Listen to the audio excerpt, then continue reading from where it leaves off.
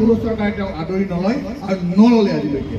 উপায় নাপায় ৰাইজৰ দাবী আজি বিষ্ণুৰাভাদেৱক শিল্পী হিচাপে কলাগুৰু হিচাপে এষ্টাব্লিছ কৰিবলৈ চৰকাৰে বাৰে বাৰে প্ৰচেষ্টা চলাই আহিছে আৰু বেছিভাগ ৰাইজে এই ক্ষেত্ৰত ভুল গৈছে। কিন্তু বিষ্ণুৰাভাৰ যি বিপ্লৱী সত্তা আছিল, তেওঁ যি বিপ্লৱ কৰি গৈছিল অসমৰ কাৰণে, অসমবাসীৰ কাৰণে,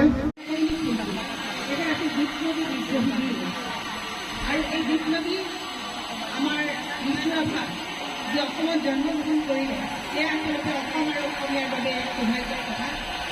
আৰু এইগৰাকী মহান ব্যক্তি আজি আমি আম আদমি পাৰ্টীয়ে কৰিব পাৰিছোঁ, সেয়া আমাৰ কাৰণে অত্যন্ত গৌৰৱৰ কথা। যিগৰাকী ব্যক্তিক মূৰৰ দাম ঘোষণা কৰিছিলে অসম চৰকাৰে, ভাৰত চৰকাৰে, সেইগৰাকী ব্যক্তিক তেওঁলোকে ধৰিবৰ কাৰণে কঁকালত পঘাৰে তেখেতক হাতত বান্ধিব পৰা নাছিলে, হাতকেৰা লগাব পৰা নাছিল। সেইগৰাকী ব্যক্তিক কঁকালত পঘাৰে বান্ধি তেখেতক চুচুৰাই আনিছিলে আৰু তেওঁৰ মূৰৰ দাম সেই সময়তে 10,000 টকা ঘোষণা কৰিছিল। গতিকে সেইগৰাকী ব্যক্তি এটা জাতিৰ কাৰণে যুগদ্ৰষ্টা, যুগস্ৰষ্টা আৰু এগৰাকী জাতিৰ বীৰ পুৰুষ।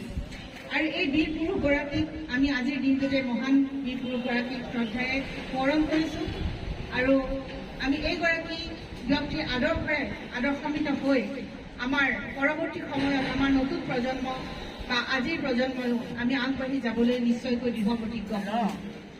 বিষ্ণুপ্ৰসাদ ৰাভাৰ কথা কৈ শেষ কৰিব নোৱাৰি। তেওঁ নিজে এগৰাকী জমিদাৰৰ পুত্ৰ আছিল, কেইবাশ বিঘা মাটিৰ মালিক আছিল তেখেতলোক। কিন্তু তেখেতৰ জীৱনৰ সমস্ত আয়, সমস্ত ইনকাম তেওঁ ৰাইজৰ নামত দান কৰি থৈ গৈছে। তেওঁ নিজৰ কাৰণে